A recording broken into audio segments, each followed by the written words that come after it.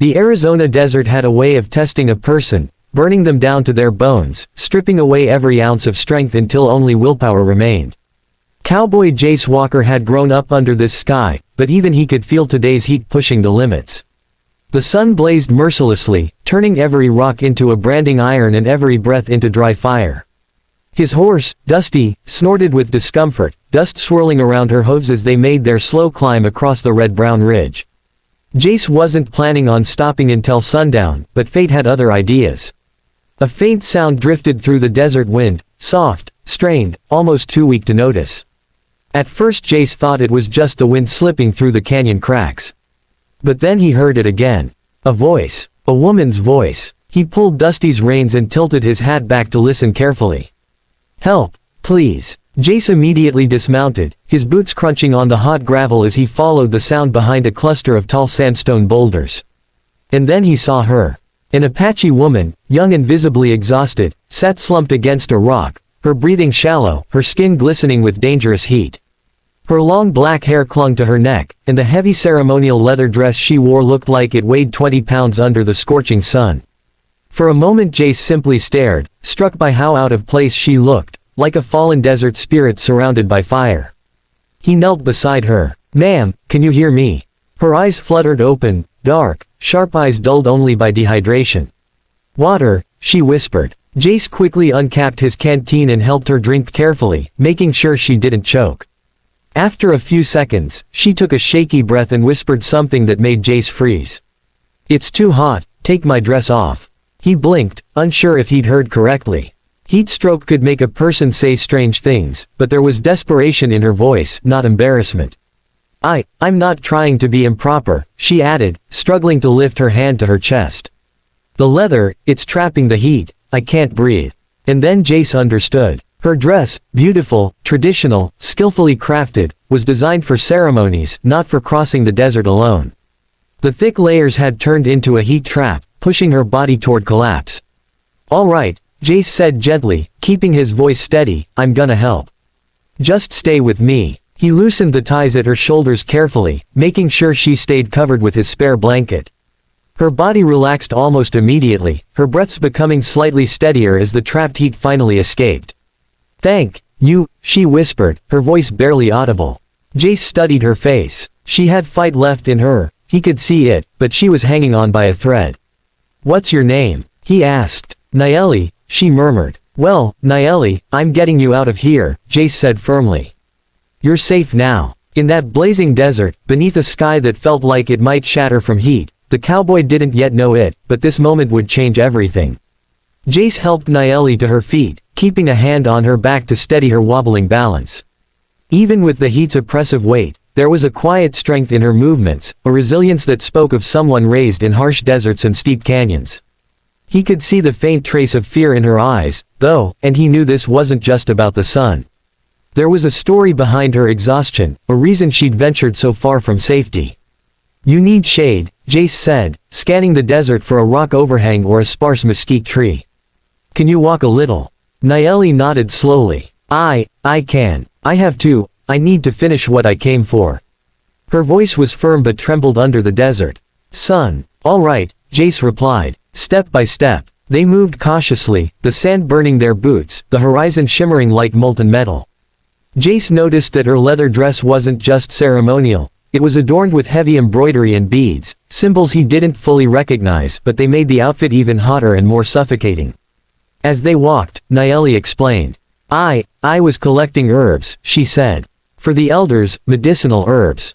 There's a plant that only blooms here in the summer heat. It's important for our tribe. I couldn't let it go to waste."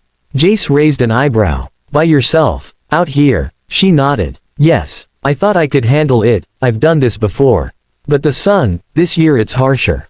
And," she paused, looking down at the loose blanket Jace had draped over her, "I wasn't expecting the heat to be this brutal." Jace understood immediately. He'd crossed these lands many times, but every year the desert felt different, more unforgiving. "You did good to survive this long," he said. "Now let's get you somewhere safe." They moved toward a low mesa where Jace had spotted some shade earlier. Dusty plodded obediently beside them, her steady presence a small comfort.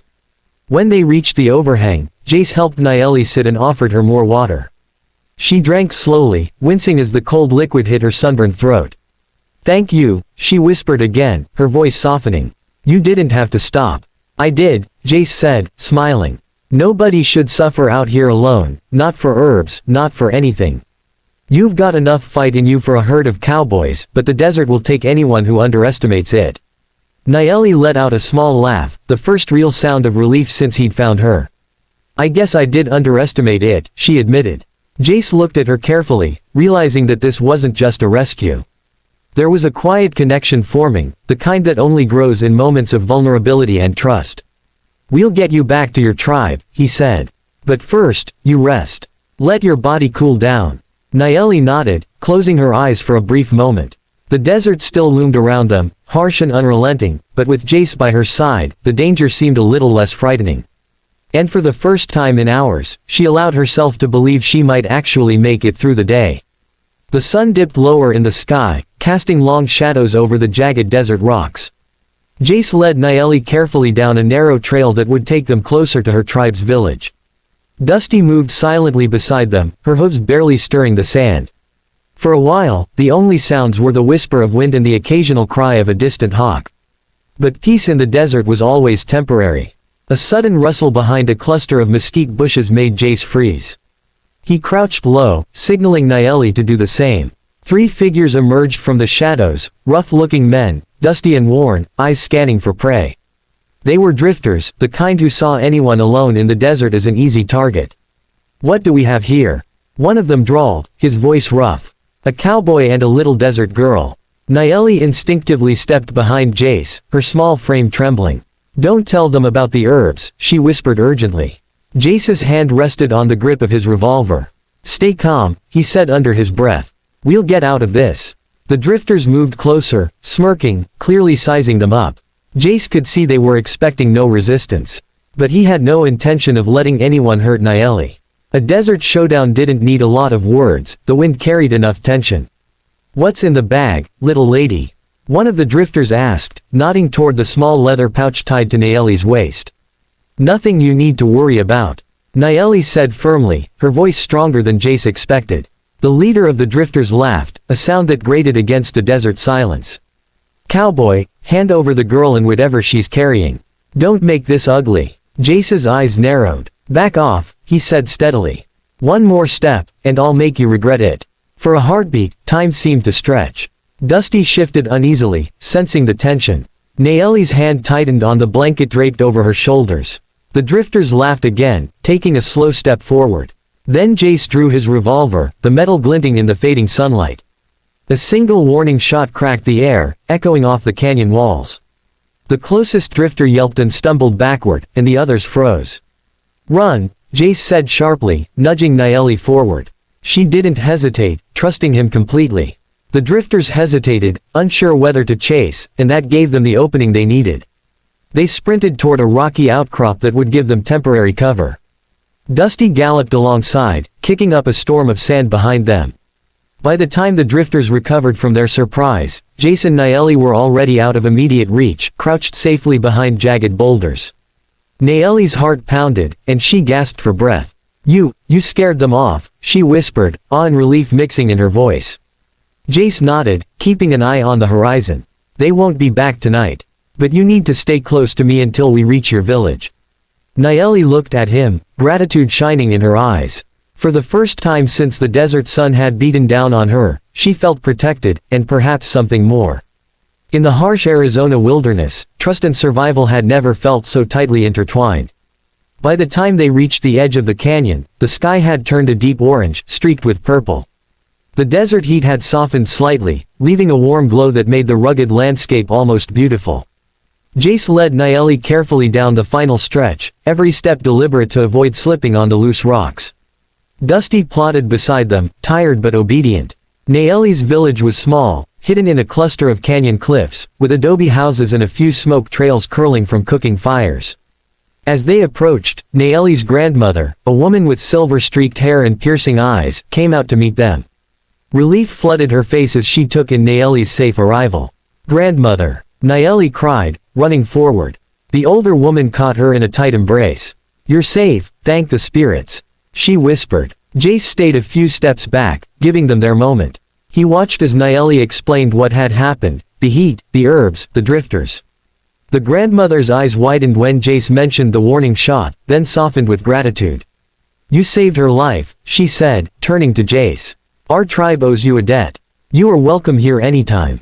Nayeli's cheeks flushed as she handed him a small charm, a delicate eagle feather tied to a leather thong. "For protection," she said softly, her eyes meeting his. There was a spark there, something unspoken, a connection forged in the heat and danger of the desert. Jace accepted it humbly. "Thank you," he said, his voice low but sincere. "It was nothing, just doing what anyone would." But Nayeli shook her head. "No, not anyone. You risked yourself. You saved me." For a moment, they stood there in silence, the desert wind brushing between them, carrying the faint scent of sage and distant fire. In that quiet, Jace felt a rare calm, the kind that only comes after a storm. "Maybe I'll ride through this canyon more often," he said with a small grin. Nayeli laughed lightly, a sound that seemed to echo off the cliffs and linger in the warm evening air. "And, maybe next time, I won't faint in the heat." Jace chuckled, shaking his head. "I'll hold you to that." As the sun dipped below the horizon, painting the sky with deep reds and golds, Jace realized that this chance encounter had changed him. In a harsh, unforgiving desert, he had found trust, courage, and perhaps the beginnings of something more with Nayeli. She had taught him that strength came not just from grit, but from heart, and that even in the blazing heat of the Arizona desert, compassion could shine brighter than the sun. He mounted Dusty, ready to ride back into the wide-open plains, but not without a glance at Nayeli. She waved, her eyes sparkling with gratitude and something tender, something unspoken. "Until next time," Jace called, tipping his hat. "Until next time," Nayeli echoed, smiling. The desert stretched endless before him, but for the first time, Jace didn't feel alone. The heat, the danger, the wide, wild land, it all felt a little less lonely with the memory of her courage and the bond they had forged. And somewhere in that vast Arizona landscape, he knew their paths would cross again.